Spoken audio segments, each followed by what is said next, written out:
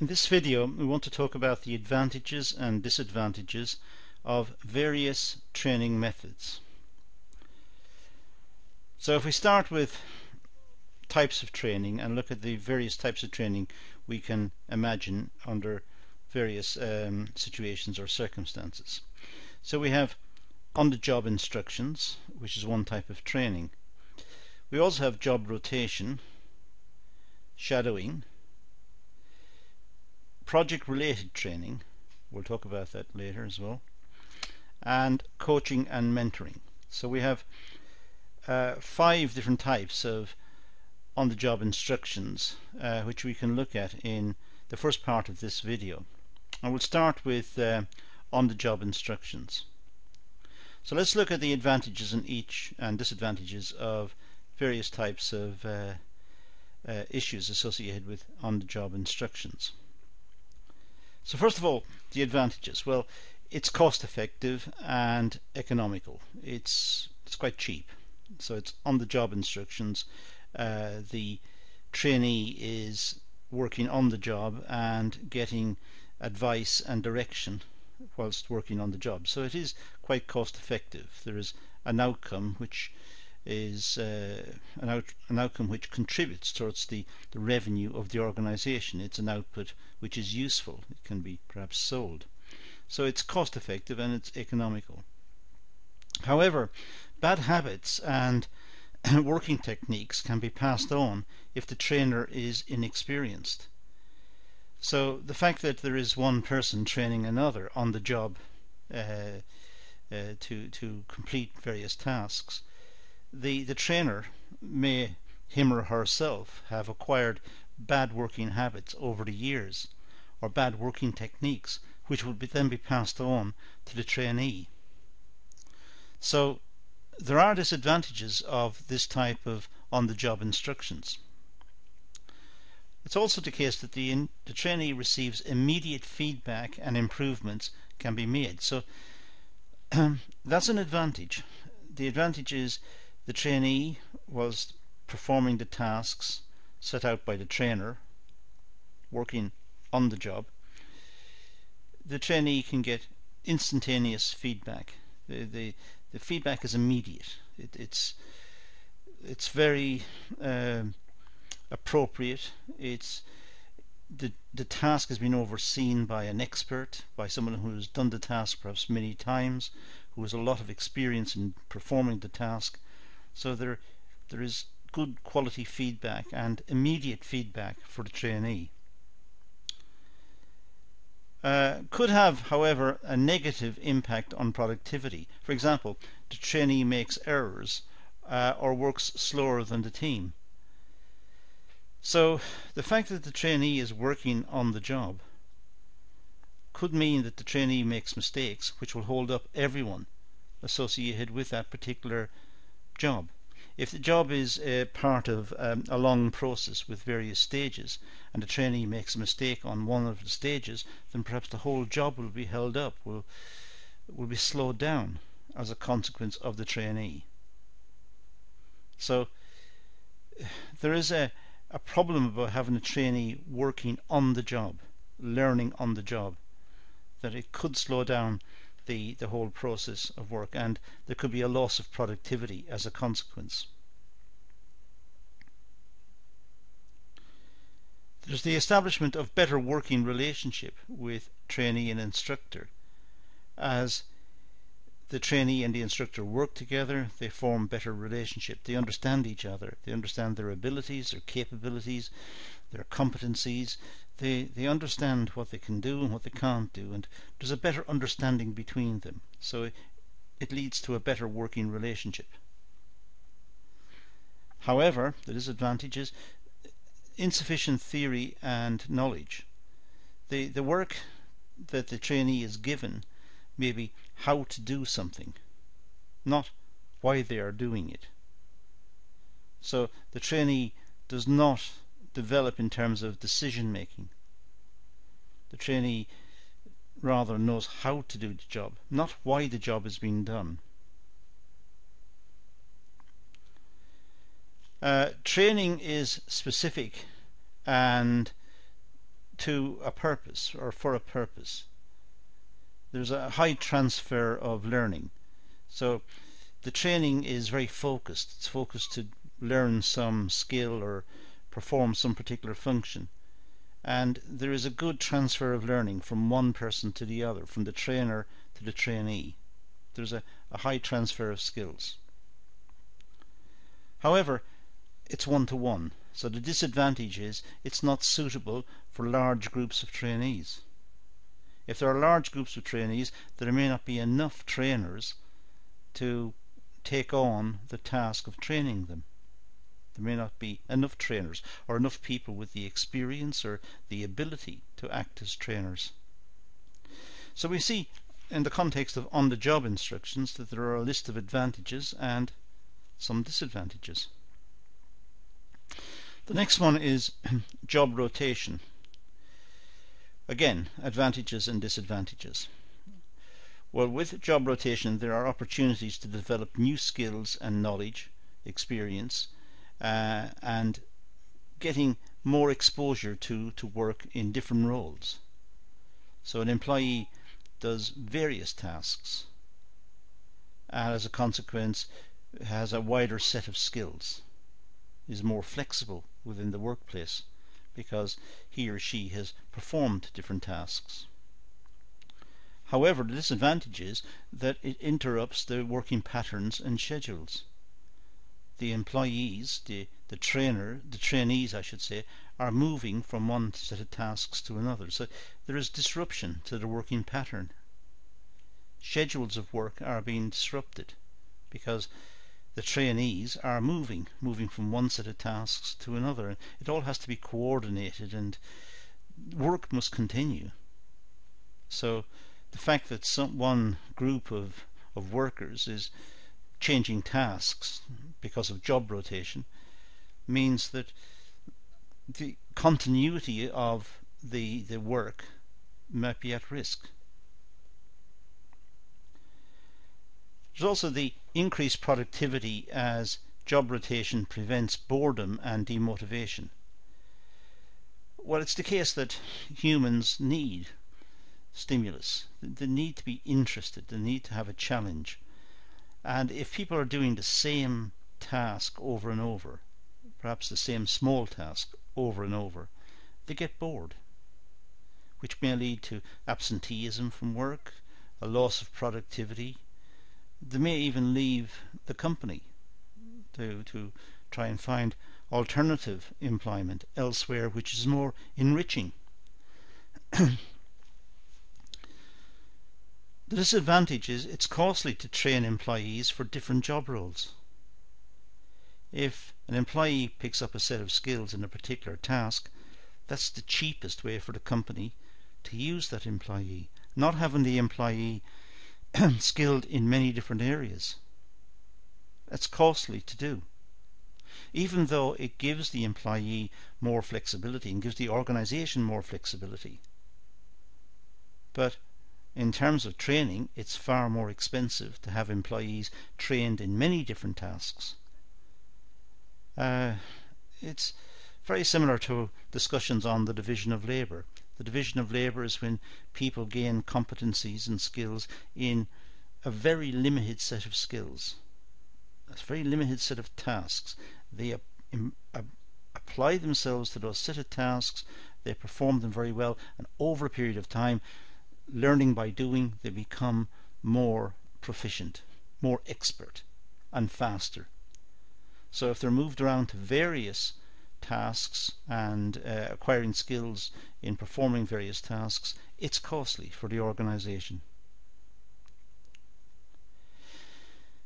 Job rotation allows employees to fill other roles due to absenteeism. Well, that's the flexibility I talked about a moment ago. The organization is able to fill tasks if employees are away ill, for example, in the winter time, or for whatever reason, then the employees who are there are able to move between tasks because they have acquired those skills. Despite the fact that that's a very costly exercise for the organization, that's a possible benefit. So production is able to continue even when some key employees are away, absent for whatever reason. The disadvantages can also have a negative impact on productivity.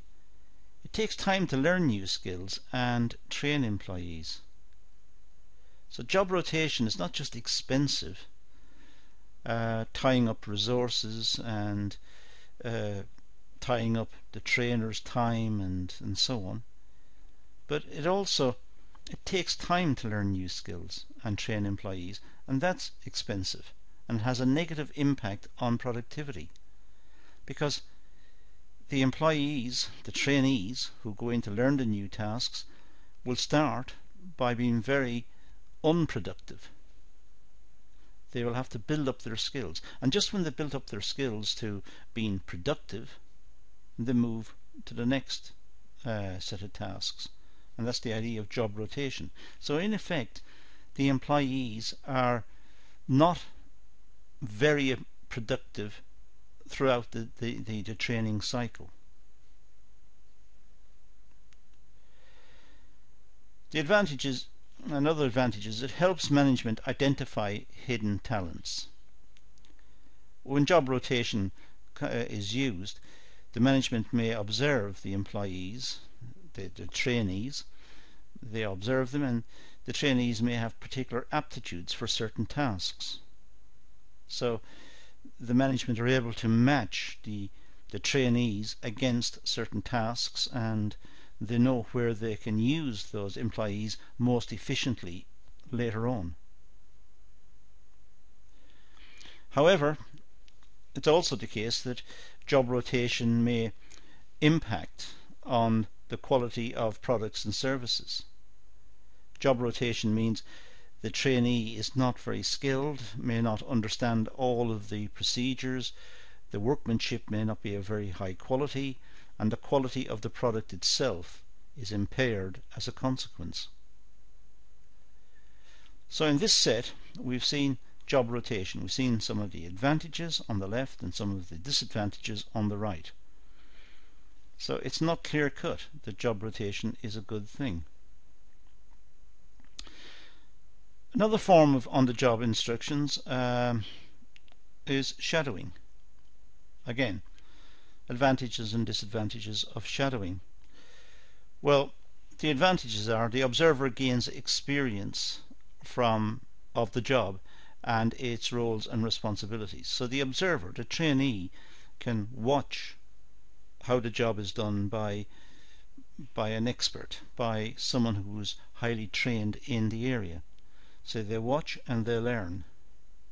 And that's the idea of shadowing. They are learning by observation. The disadvantage is the observer may pick bad habits from the other employees. The person who is the expert, who's performing the task, may have picked up bad habits over the years, bad working practices or unsafe working practices even, maybe cutting corners, going faster in some areas than they should, or not being sufficiently diligent to avoid accidents or whatever. So it may be the observer is picking up some bad habits as well. So there has to be care observed, put in place when shadowing is used. The observer has the opportunity to develop relationships within the team. So the trainee or the observer can develop relationships with quite skilled people and will get to know personalities and will get to know their techniques and will observe these, and they will be able to, in a sense, network within the organization with a team of skilled individuals. They will get to know those skilled individuals, they will know how they work, they've made observations. Albeit, as I said earlier, they might observe things that are perhaps not such good practice, but they've learned from making observations. Disadvantages: there may be a reluctance to share information, as some employees may feel intimidated. So some key workers may be reluctant to share information with learners. They may feel intimidated, they feel that they're not good communicators, they may feel that they're not up to the task of training, and they don't want to be observed. It puts them off. It makes the tasks more difficult for them. There's also related to this is the fact that, of course, some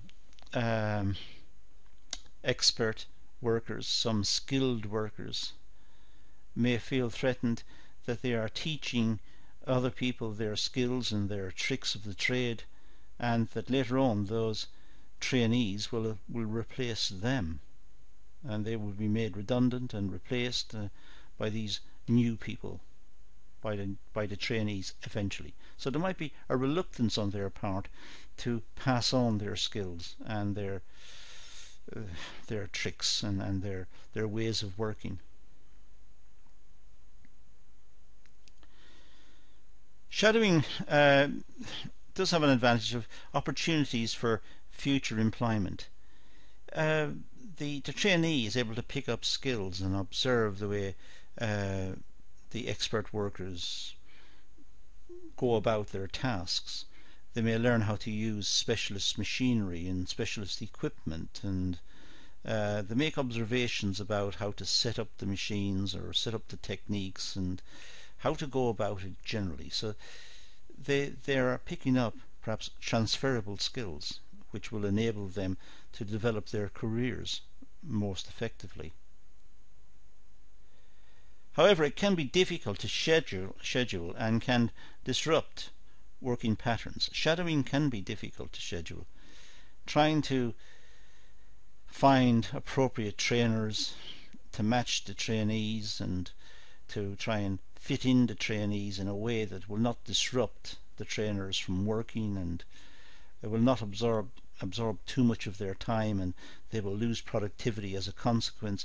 It's difficult to schedule all of that and to try and fit in the trainees in a way that doesn't disrupt the flow of work. Observe and take part in tasks. This increases confidence. Shadowing can lead the trainee to make observations and eventually to help the artisan, help the skilled worker perform the task by completing some tasks and preparing some parts of the work and having it ready for the skilled person. So they're working with them, and over a period of time they will be taking on more and more responsibility within the tasks. So they will gain in confidence as they become more involved with the skilled worker in completing tasks. It can be demotivating, however, if experience is voluntary with no pay. Sometimes organizations invite, say, unemployed young people to work with them within their organization for work experience, but there is no pay, and they feel demoralized. They still have bills to pay and they still have their lives to lead, and they're acquiring skills and picking up skills as they go through, but they find it very difficult, and they find it very unfair that they're making a contribution and they're attending and learning and doing all that's asked of them, but not being rewarded in any way. Project-related training. Well, again, advantages and disadvantages. Employees experience working in groups and take on leadership roles. So project-related training is when trainees work on a particular project, and in this case they work in groups. They learn how to work in groups. They understand the dynamics of the groups and who are leaders and who are followers, and they know how to negotiate and so on. And this is to the advantage of the trainee, because when they go through different organizations in the future, they will have these particular sets of skills and they'll know how to compromise and how to move forward. A disadvantage of project-related training could be working in groups can result in disagreements and individuals may not perform their tasks adequately. Well, working in groups doesn't mean that compromises can always be found. It could be that some members of the group simply do not wish to cooperate, or do not wish to share experiences, or do not wish to work with others. So there might be a breakdown in the group, and that could be a danger to this type of training. There are opportunities to gain skills and experiences through project-related training. A group is given a project to complete. The project may have different aspects to it, managerial aspects, engineering aspects, design aspects. There could be an aesthetic component or a health and safety issue. There are different skills that projects may have associated with them, and the trainee will acquire those skills and see others working on them, on the particular aspects, and they will learn from talking to the others as well. They work in a group, they share the experiences. It's difficult to organize team meetings when employees have other jobs and duties to complete. So working on a project, if it's not full-time, it may be difficult to organize team meetings, to try and get the whole team together to share their experiences and to plan out their work and be more analytical and more thoughtful about what they're doing. They find it difficult to meet.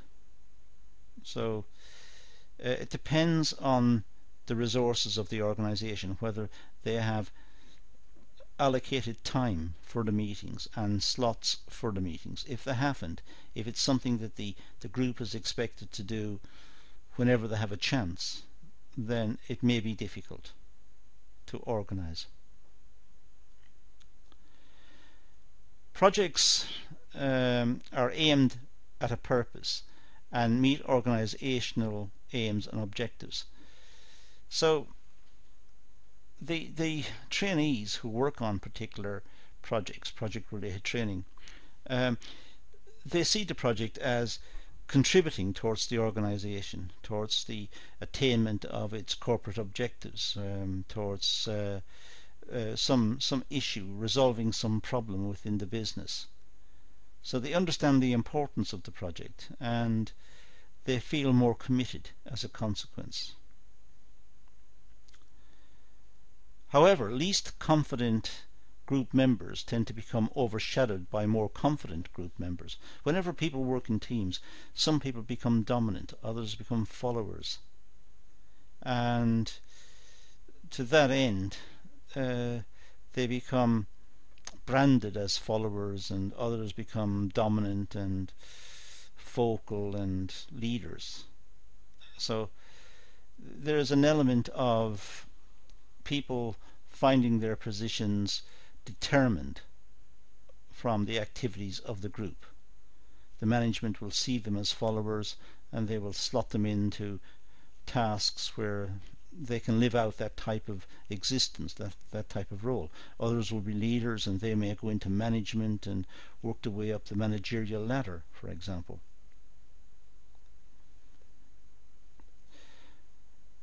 Develop team working skills. All team workers share a common goal and it's easier to complete tasks. So they understand the importance of working in teams.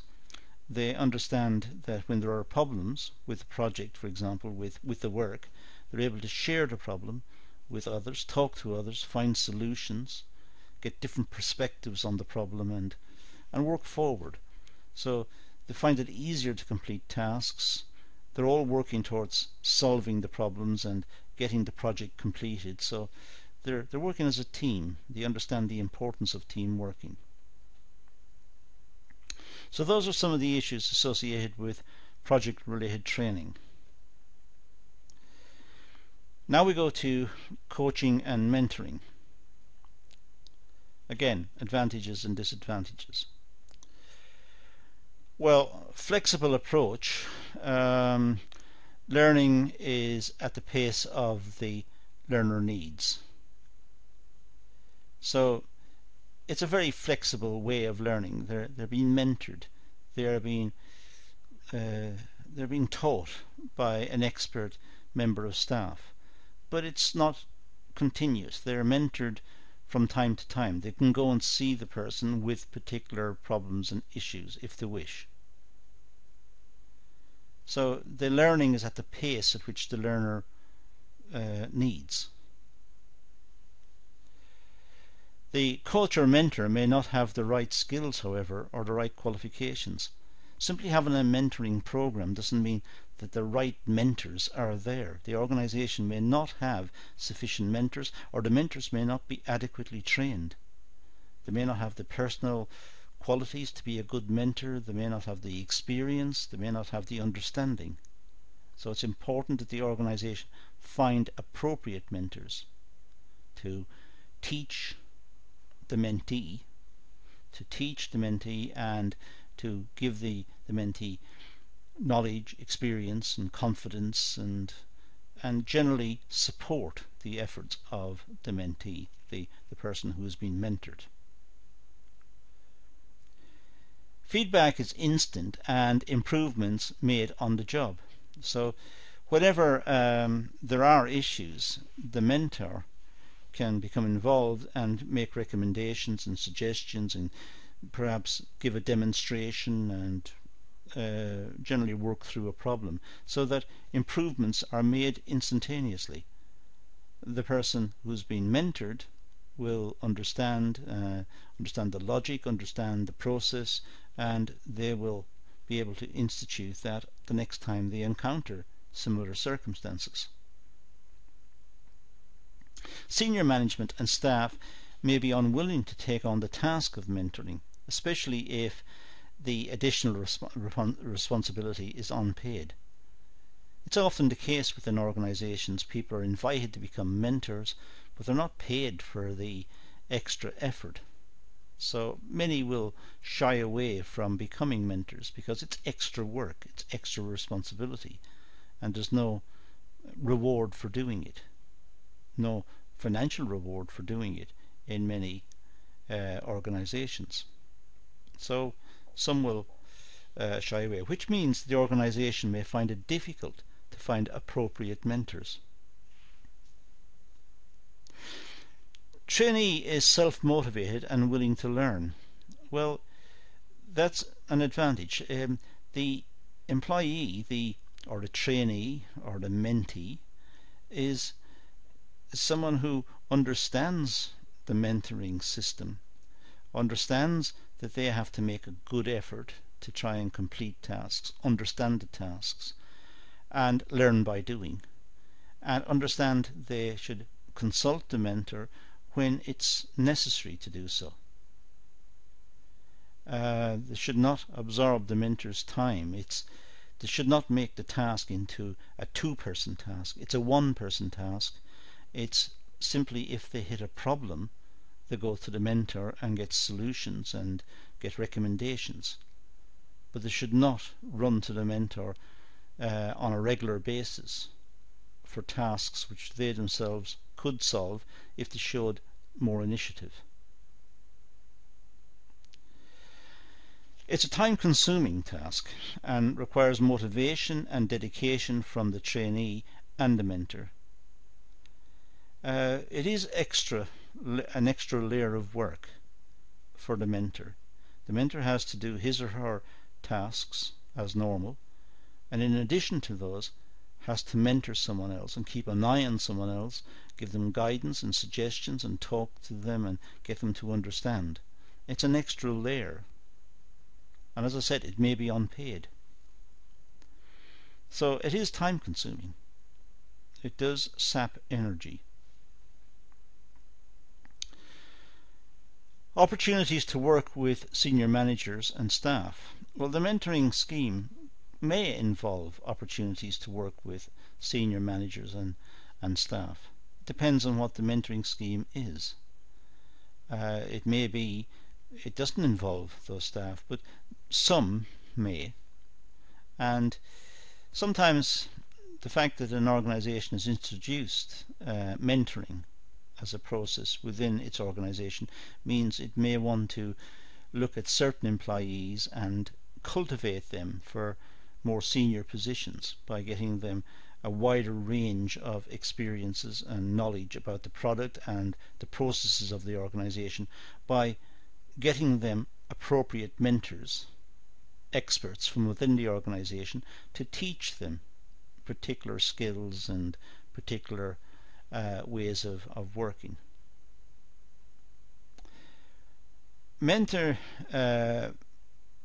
poor work ethic can have an adverse effect on the trainee. If the mentor doesn't have a good work ethic, if the mentor is not very careful or has a bad attitude towards the organization, or a bad attitude towards timekeeping, or towards maintenance of tools and equipment, or whatever it is, if the mentor has a poor work ethic, this could rub off on the trainee. They're just simply spreading bad practice from one person to another.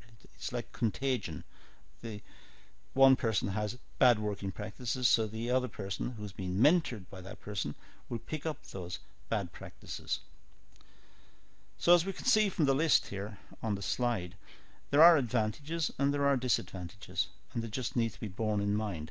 Mentoring is not a panacea. Now, types of training. Well, one type of training could be courses or e-learning courses. These could be courses within the organization, or courses at local colleges or whatever, or it could be e-learning. Another type of training is reading or looking at case studies and learning from what is read and the case studies. It's a type of training. It could be lectures and seminars, again a type of training. It could be outdoor training, or it could be business related games which simulates business activity and gets the trainee to think more strategically, perhaps. And it could be role play or behavior modeling. So we have a whole variety of types of training that we need to look at, and that's what we're going to do in the remaining slides of this session. We're going to start by looking at e-learning and courses and see what these advantages and disadvantages are. So e-learning and courses, well, flexible. Learning takes place around the learner's schedule. So e-learning is something which has become very popular, and it's a system whereby the learner can access learning material whenever he or she finds it convenient to do so. Now contrast that with, say, going to a traditional college. Well, the traditional class will be held at a certain time. The class may be at 2 p.m. and if the person can't make 2 p.m, that person misses the class. But if the class is online, it can be accessed anytime. It can be accessed many times. So there are advantages of this type of learning. However, learners with low motivation and poor study skills will fall behind. There is no routine structure of the classroom environment. This is the individual learning.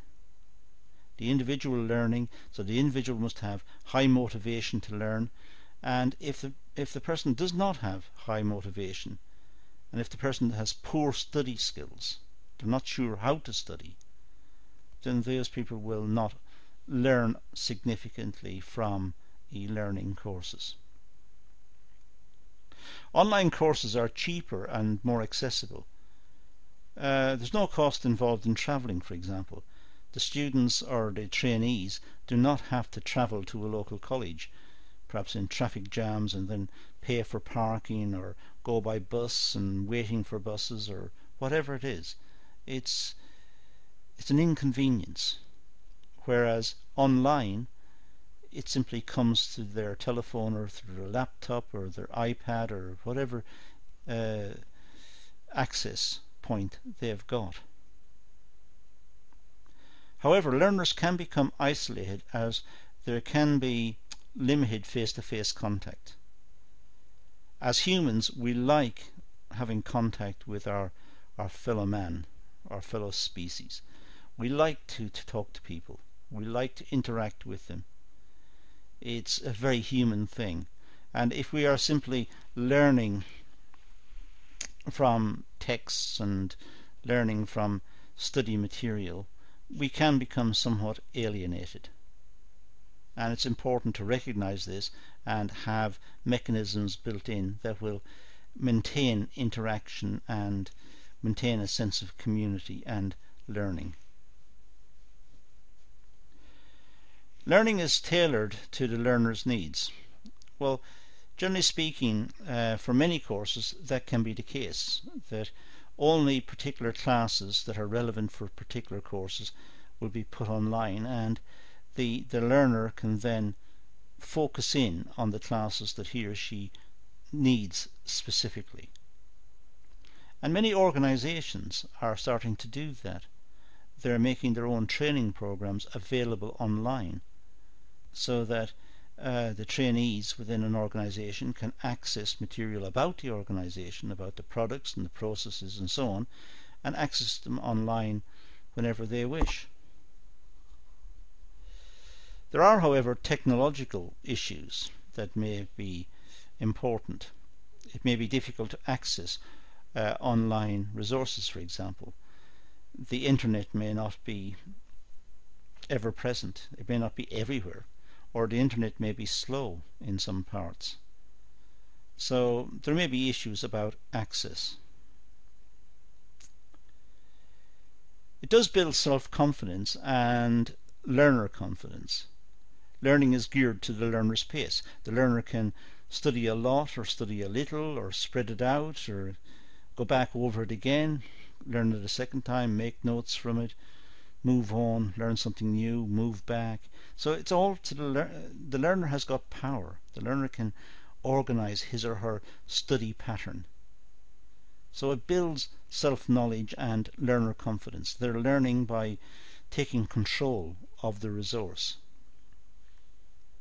However, learners need to be IT literate and demonstrate computer-based competency.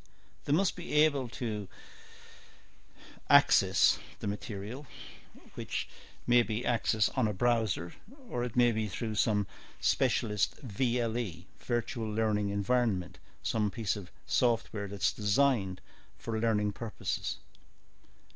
So the trainee or the student may have to access those specialist online facilities. They must be able to perhaps cut and paste and use normal Windows type functions, or if they're using an Apple, the equivalent functions. They must be able to move information across into other applications and organize the information and so on. So they must have IT literacy. They must be capable of working with the technology. Next, reading and case studies. Well, the use of case studies helps to analyze complex concepts and theories. Case studies can give us an insight into very complex issues and complex theories. The case study approach is very powerful because we can see similar situations, perhaps to the one we're working in, written up as a case study, and we can figure out what happened at the end. It doesn't necessarily mean it's going to give us an indication of what's going to happen within the organization within which we're working in. It doesn't mean that. It just means this similar situation arose there and this was the outcome. But it doesn't necessarily mean it's going to apply equally in every organization. But it's an insight.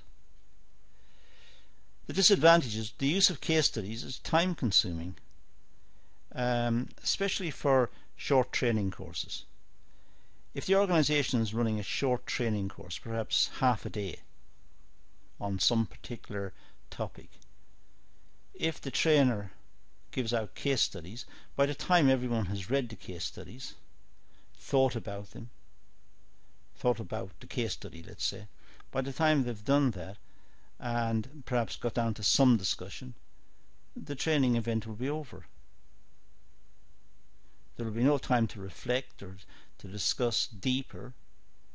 So it depends on the time allocated as to whether case studies are appropriate or not. Learners can relate to real life situations and apply solutions to workplace problems. Well, learners, through the study of cases, can see what happened in particular circumstances with perhaps quite famous organisations. The case studies may be based on real organisations and will be perhaps instantly recognisable to the reader. So they're able to see real situations and see how problems were resolved in real situations.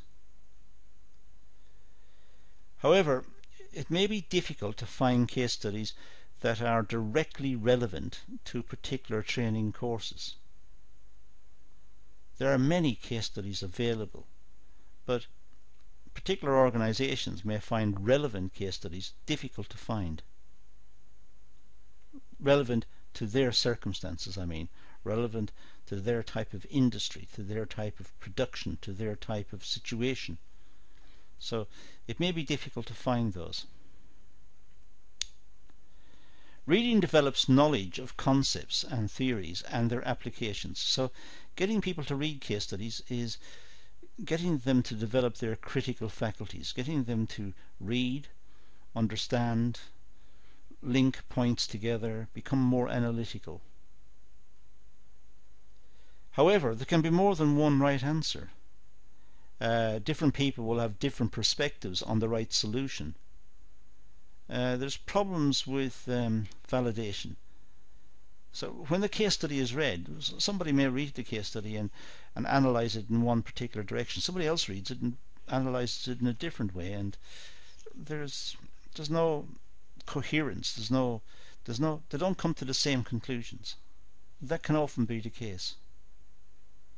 So it needs someone to discuss the case with them, spend time with them, for them to reflect, perhaps come back to the case, read it again, discuss it, try to resolve the differences. It's time consuming and it's hard work. And even then there may be no single answer. They do encourage a range of skills: analytical, as I said, communications, team working and problem solving. So these are strengths of case studies and the case study approach. The method is suited to an advanced level of training rather than basic training. Reviewing a case study requires a level of maturity. So ideally case studies should be used at more advanced levels of study, when the trainees or the students or the employees have acquired a wide set of skills, analytical skills, have more experience and also have more knowledge of theories and working practices and so on. So they're able to make more informed and more detailed comments about the case. They're able to use the case more effectively, in other words. So ideally the people using the cases should be further along in their training and their development. They shouldn't be at the starting phase. They should be closer to the end phase. And at that stage, case studies may be more effective. Now, lectures and seminars as training tools. Well, it's good for a large group of students. Lectures and seminars are good for large groups where it's one-to-many. It's a lecturer speaking to 50 students. Well, that's efficient.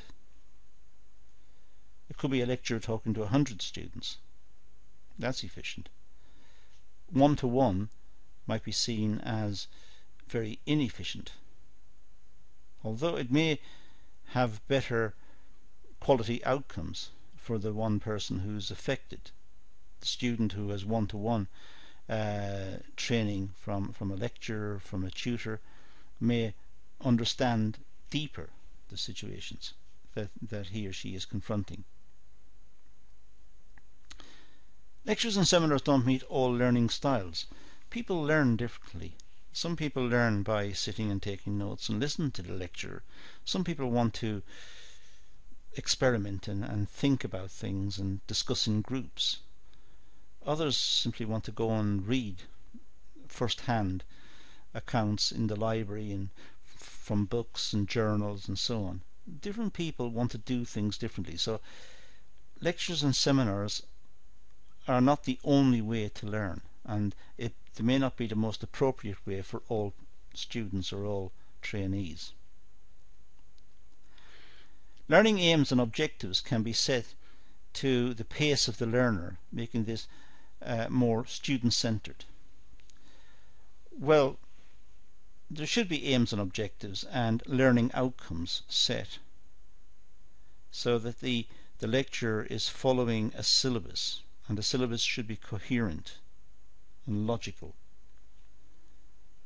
So the student or the trainee or the person who's under instruction will have a more coherent view, a more logical view of the whole process. However, it is one way learning. The lecturer dictates information to the learner. The learner, except in seminar situations, the learner may be able to ask questions and feedback comments and make criticisms. Informed criticisms, of course. But it is essentially one way. It comes from knowledge and experience, and all of that comes from the lecturer. And goes to the student. So it's one way. Large amounts of information can be communicated, further challenging the student. So in lectures, it's up to the lecturer, but they must follow the syllabus and they must have the learning outcomes in mind. But the lecturer can cover every conceivable point and have a very detailed discussion and use very interesting presentation techniques and perhaps overhead projectors or smart boards or some sort of computerized process for teaching. So it can be very detailed. There can be a lot of information put across in the lecture. However, the students are in passive rather than active role. The students are sitting, it's one way, as I said, students are sitting there receiving the information. They're passively receiving it.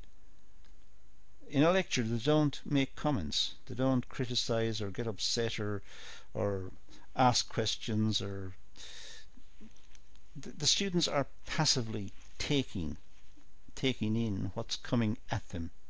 It's coming from the lecturer to them. In the seminars, of course, they may be able to ask questions and resolve issues and so on. So it's really for the students to make notes, try to understand the lecture as it happens, and perhaps in the margins write down the questions, the things that they don't understand, the bits that they don't understand. Write them in the margins and bring it up in the seminar and or speak to their colleagues after the lecture and see if someone else has had the same question or if they understand it, and try to learn from their colleagues. And if all fails, bring it up in the seminars or seek a tutorial with the lecturer. The lecturer has better control. The lecturer is in charge of the lecture, is in charge of the pace at which the information is delivered, the type of information, the technology for the delivery of the message, the delivery of the lecture. The lecturer really is in charge of the situation. Of course, the lecturer must have good speaking skills and subject knowledge in order to engage the student. It's imperative that the lecturer understands the material and can speak about the material effectively and fluently. And in seminar situations, when they're discussing issues associated with the lecture, they may wish to bring up different points. Students may wish to bring up different points, and the lecturer should have a depth of knowledge to enable him or her to address those questions within the context of what happened in the lecture. So the lecturer should be skilled and fluent in all of the issues associated with the topic. Outdoor training. Well, again, advantages and disadvantages. Develop team working skills and relationship with colleagues. Well, outdoor training can be problem solving.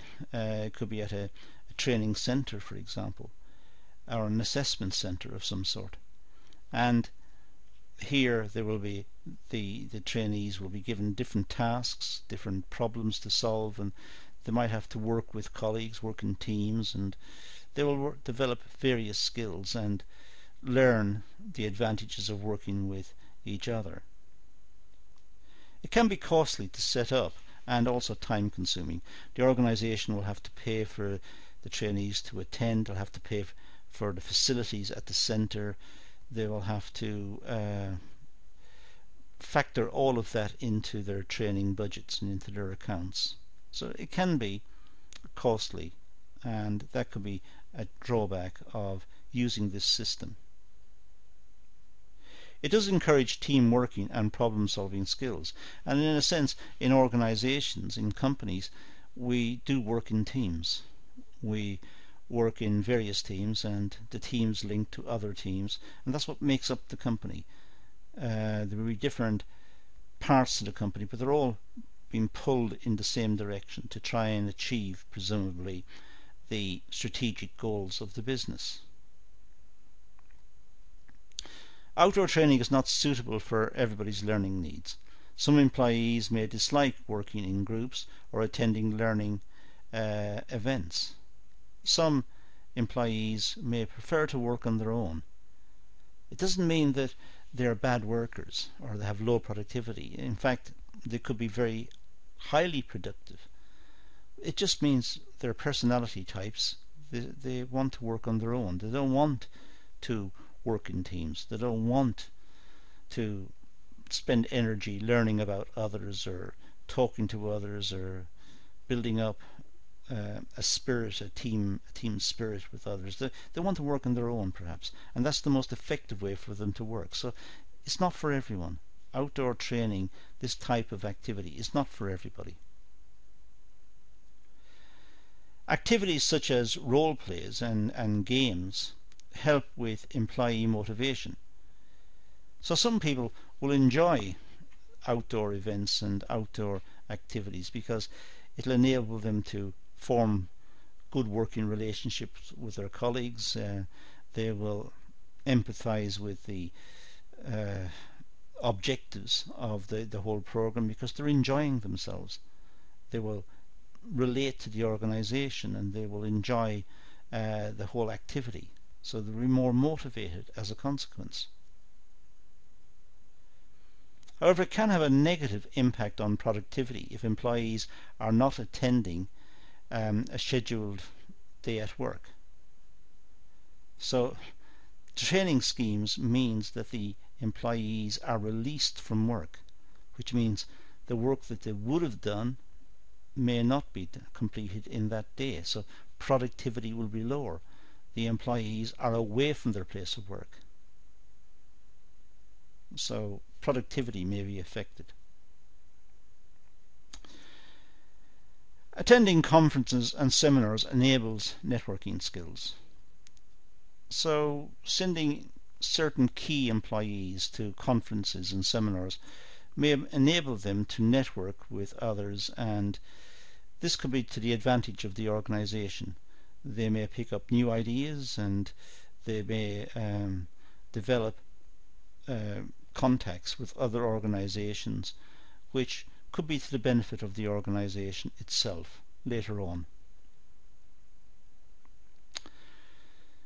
Business-related games, well, encourages problem-solving skills. A lot of business games are very sophisticated. They're computer-controlled. They have stochastic, or if you like, random elements built in, which is very similar to real businesses. We don't know what the future is. Things just happen in the future. So companies have to respond to the situation they find themselves in, and the same applies in business games. The players have to confront a variety of situations, and it's very difficult for them to work out what the solutions are, but they have to try and problem solve, think it through. The disadvantage is it can cause boredom of activity if the activity, I should say, is not suited to the right level. Business games, as I said, can be very sophisticated, and if the employees or the trainees or the students, whoever it is that's using them, if they haven't got a background which is sufficiently expert in the area, if they haven't got an expertise in that area, they haven't got the experiences, they haven't covered enough reading or enough theory or enough understanding, and the game is sophisticated, they're going to be bored because they don't know what to do. And they're going to feel alienated and feel depressed maybe because they performed so badly. But in fact, the game was at the wrong level for them. It's important to have games that are suitable for the skills, abilities, training, understanding, background of the students. They should not be way beyond them. So games come at different levels, and the appropriate level should be used for the trainees who are confronting the game. The games could be related to real-life scenarios and demonstrates principles and concepts. Business games, as I said, can be very sophisticated, and it's important that the people playing the games, the students playing the games, have the skills and backgrounds to enable them to make logical analysis out of the data that's coming off the games. So for example, let's say it's a company, and the company wants to know if it cuts the price, what will happen? Well, supply and demand analysis. Now, that means that the students should understand basic microeconomics. But it may also be the case that the government in the game, let's say, is about to embark on trade arrangements, a trade deal with some country. Does that mean imports will come from that country, which will threaten the organization as well? In other words, the students of the games should have a whole range of background theories and knowledge and ideas that can be brought to bear on the game, so that they can more effectively analyze the game and try and work out what the solutions are. The learner is guided through the correct procedures, but may not understand the logic behind the actions. So games tend to be like that. They can guide the user through various levels, but trying to understand the logic of what's going on might be difficult. They may need expert advice. They may need a tutor to explain why certain things happened. Why did certain outcomes arise? So it's important that the trainee has the background, has the theories, and has the armaments, if you like, the intellectual armaments to take on the game.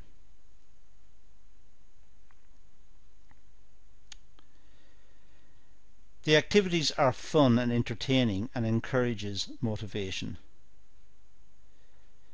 Generally speaking, people like playing business games. It is fun, but it must be at the right level, as I said. And they should have the right intellectual equipment, the right background understanding of theories and readings, and understand issues in business or whatever they're studying, whatever the game's about. They should have that to enable them to play it effectively. It can cause unnecessary pressure if employees are put under unfavourable circumstances. Sometimes games can be very demanding with a lot of information, and it's difficult for the people playing the game to assimilate all the information and make sense of it.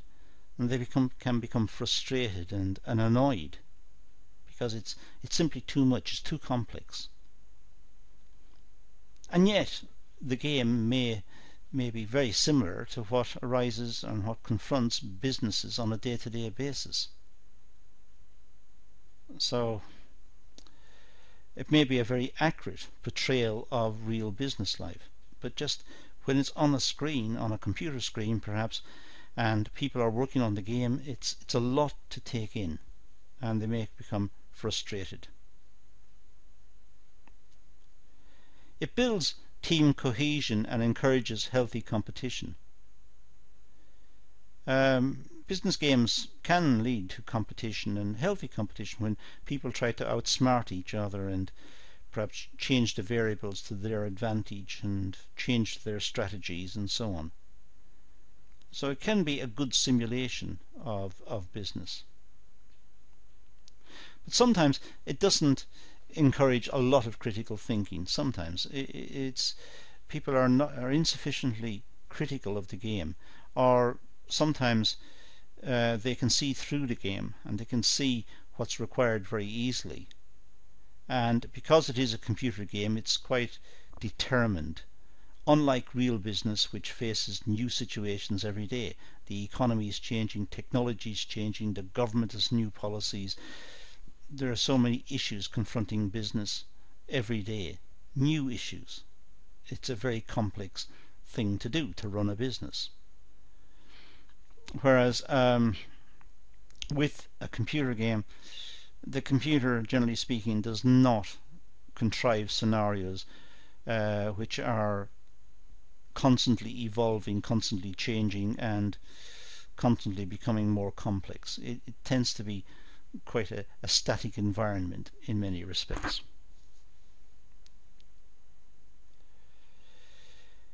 Role play behavior modeling. Well, with this one, interactive activity, and it's fun to take part in. So it's an interactive activity, role play. It's people pretending to be other people, pretending to have particular functions, for example.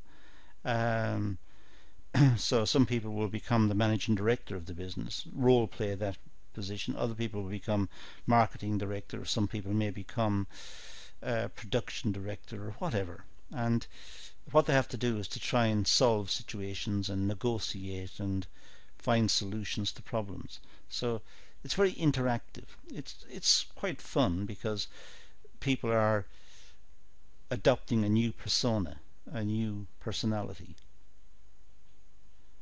Not all learners will take part, especially if they are shy, and it can be threatening and intimidating activity. So it depends on the personality types, and it may be difficult for some people to become involved in this type of activity. It encourages experiential learning. Learners are put into real-life situations. So if it's done properly, there is some sort of experience to be gained from it, and there's experiential learning arising from that. So it could be useful. But it does not put the learner in a real-life situation. Role plays are controlled activities and mainly guided activities. There will be a facilitator, someone who will provoke comment and provoke reaction and try to deal with the situations and try to introduce new problems and new issues that confront the players. But the players are, in a sense, pretending to be others, so they have they try to adopt the issues and the problems and try to solve those problems, and in so doing they're gaining the experience of operating in that role.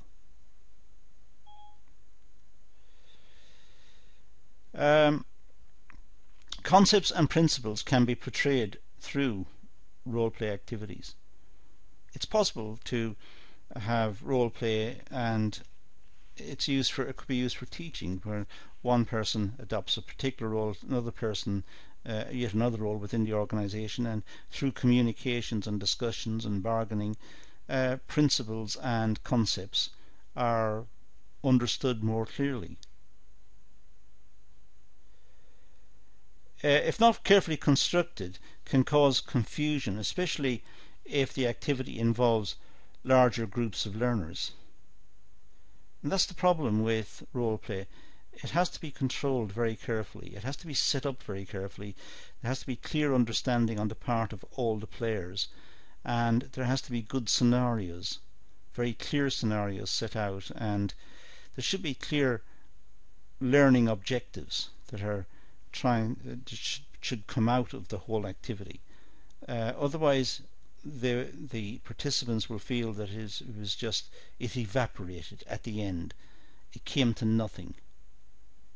The only thing they will have is the experience of pretending to be some person in a particular role, but there was no real long-term learning. So the whole activity has to be carefully planned, designed and implemented.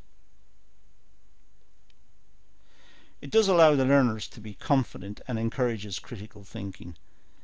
They do get confidence because they're looking at the world from a different perspective, and they can become critical thinkers because they're presented with scenarios and they're presented with situations of negotiation with other players in the game, and they have to think through those and try to resolve issues and try to get the best advantage for their organization. So it does involve quick thinking. It is difficult to assess if learning takes place. It's very difficult to assess the whole concept of role play and see what the outcomes are and see what has been learned, and also to see if it is an efficient way of learning. The fact that it happens doesn't make it necessarily efficient, but part of that may be down to that the game was not properly set up or explained, or the scenarios were unclear, or the roles were not clear, and the relationship between the roles was not clear, and so on. So maybe the preparation is the issue that needs to be looked at more fully, but it's difficult to assess what the net benefits of this type of role play activity are. So now we've looked at training methods from different angles and different perspectives, and that's all we're going to deal with in this session. So we're going to leave it at that and say thank you for watching.